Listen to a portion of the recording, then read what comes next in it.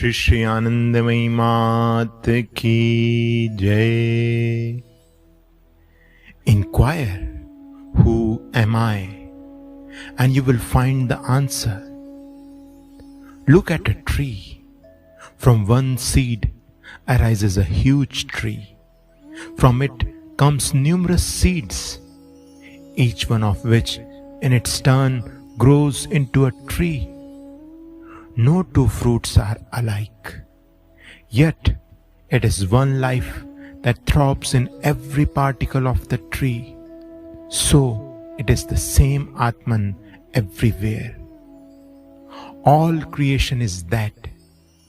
There is beauty in the birds and in the animals. They too eat and drink like us, mate and multiply. But there is this difference. We can realize our true nature, the Atman. Having been born as human beings, we must not waste this opportunity. At least for a few seconds every day, we must inquire as to who we are. It is no use taking a return ticket over and over again. From birth to death and death to birth is samsara. But really we have no birth and death. We must realize that. To believe in Him under any particular form is not enough. Accept Him in His numberless forms, shapes and modes of being, in everything that exists.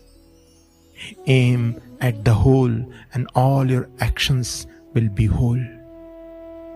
Joys and sorrows are time-born and cannot last. Therefore, do not be perturbed by these. The greater the difficulties and obstructions, the more intense will be your endeavor to cling to His feet, and the more will your prayer increase from within. And when the time is ripe, you will gain mastery over this power. Always bear this in mind. Everything is in God's hands, and you are His tool to be used by Him as He pleases.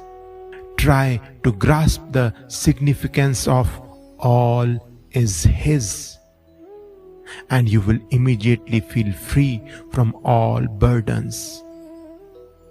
What will be the result of your surrender to Him? None will seem alien. All will be your very own self. Suffering is sent to remind you to turn your thoughts towards that which is real, to God who will give you solace. Whenever you possibly can sustain the flow of a sacred name, to repeat His name is to be in His presence. If you associate with the Supreme Friend, He will reveal His true being to you.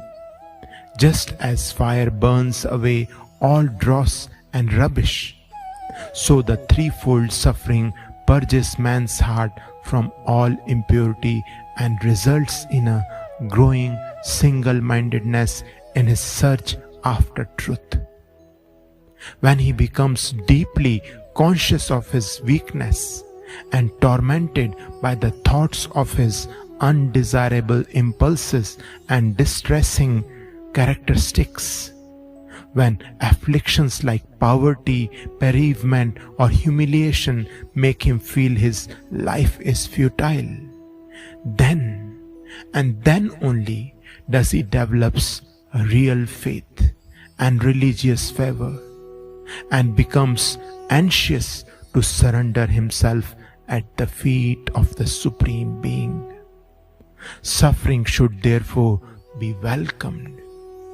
Never does the soft moonlight appear more soothing than after the scorching heat of a summer day. Sri Anandamayi Ma ki Jai.